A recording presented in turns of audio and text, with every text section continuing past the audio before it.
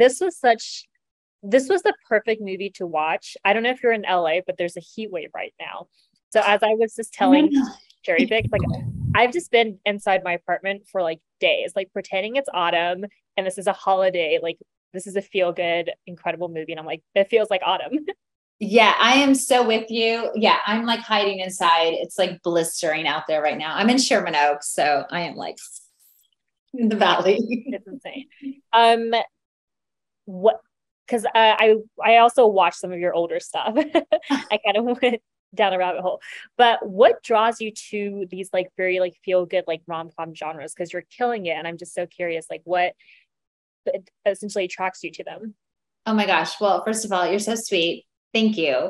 I am, I don't know, the eternal optimist when it comes to romance and love. I am a child of John Hughes and Cameron Crowe. And, I'm always waiting for Jake Ryan to pull up in front of my house in a red Porsche and drive me away or something like that. Doesn't even have to be a red Porsche at this point. But, I just am the eternal optimist and love that they're my favorite movies.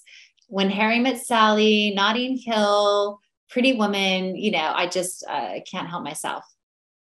When you made About Fate, was there a movie that you were trying to channel? Were you inspired by any of these other works?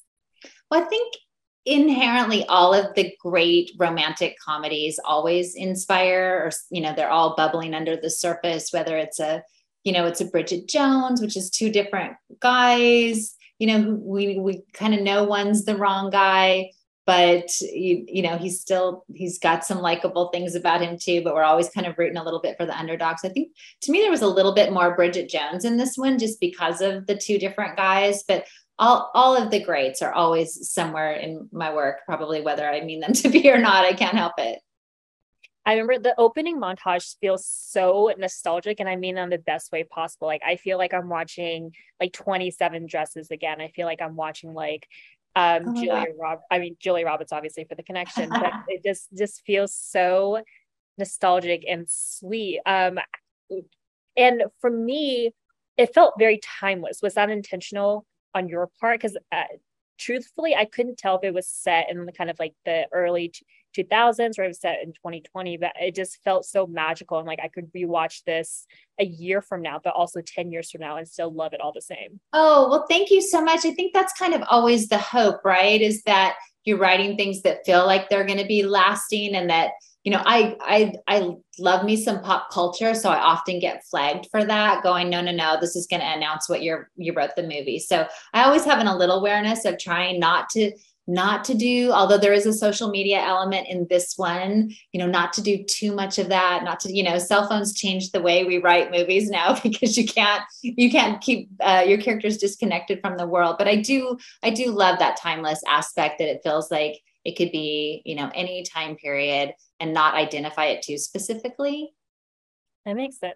I'm curious about your creative process and like really fleshing out these characters to make them feel like they are our neighbors and our coworkers and our family. Because that's like every single character, even the ones that we're not rooting for, just felt so real. So I'm curious about how you kind of adapted that throughout the process of making this movie.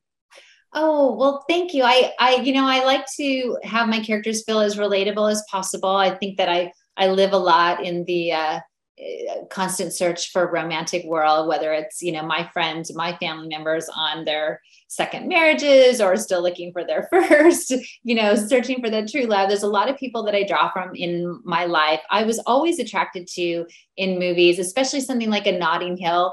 Like all of those peripheral characters always get a complete story, even if it's tiny. I love a little setup and I love to pay them off. And that was something that was really important to me in Holidate. We had like, 10 different characters, I think. So I'm always looking for ways to make everyone feel as real and relatable as possible. And how I think those are really fun moments for the audiences too, when you're like, oh, that character I forgot about is now getting a happy ending too. I want everybody to have a happy ending. I love this sister dynamic. It's so real. And I feel like I've watched a lot of sisters like try to plan weddings and kind of like go through that with like their own family. So, and it was so real. I feel like I was watching the same fights that I had watched in real life. Yeah, that was really fun. And once we got Cheryl to be their mom and kind of navigate in between them, it just really came together and it felt like I thought it felt like a real grounded